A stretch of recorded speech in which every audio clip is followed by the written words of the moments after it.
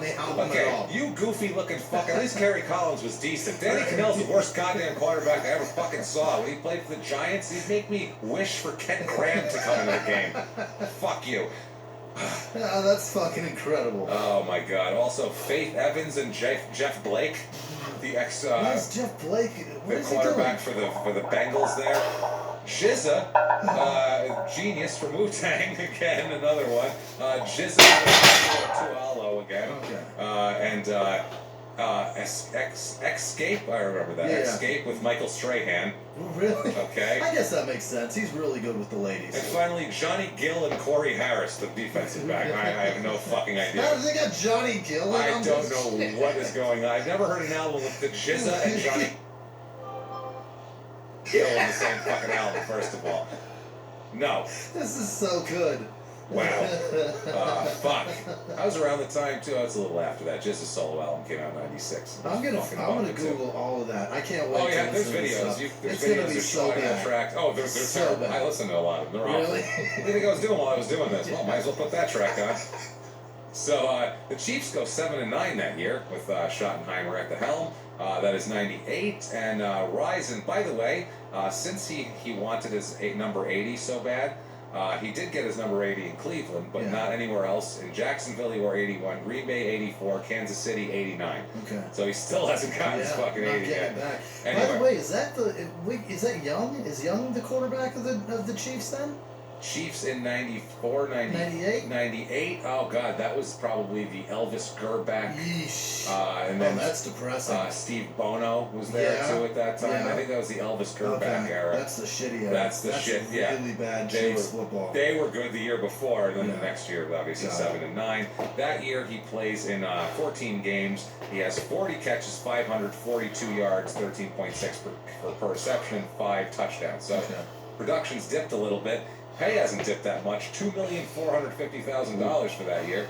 Not too shabby. Great. 1999 comes around. October 30th, 1999. Rison is one of 6 people arrested early Saturday morning for fighting outside a Kansas City nightclub called Have a Nice Day Cafe. Oh, boy.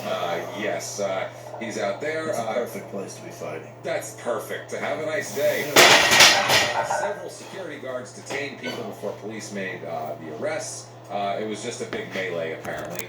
The cops had no real, just a bunch of people fighting outside of a nightclub. The Kansas City team president, Kansas City Chiefs team president Carl Peterson said, quote, "The Kansas City Chiefs consider such behavior to constitute conduct unbecoming of a player and not keeping with team policies." This was the day after the Chiefs spokesman, Bob Moore, said he had no information about the incident and it would be a personal matter involving an individual and not the team, and that team policy is not to comment. Next day, the other guy comes out and said, "Unbecoming of a player." Fuck him. Now, the worst part of that is, just earlier that night, the Chiefs' reserve tight end Lonnie Johnson at 8 p.m. that night was arrested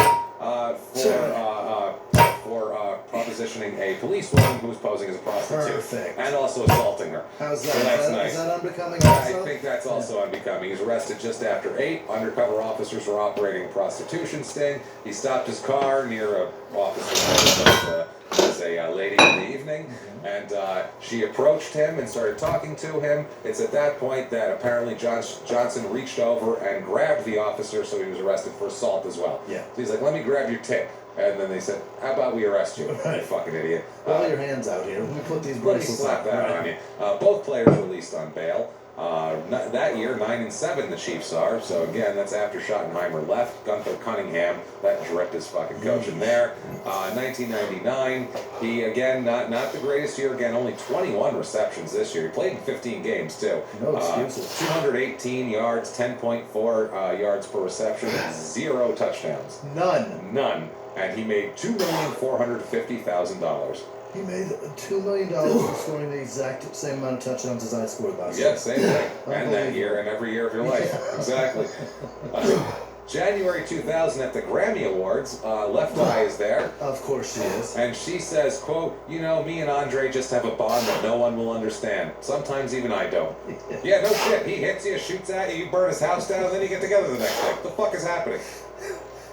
Wow. We have a bond that nobody will understand. What a fucking Sometimes I mess. don't understand it. It's- Sometimes. Even me. Sometimes I don't even understand. You know those times when you can understand it? When you do understand it, call me and let me know what makes you burn a fucking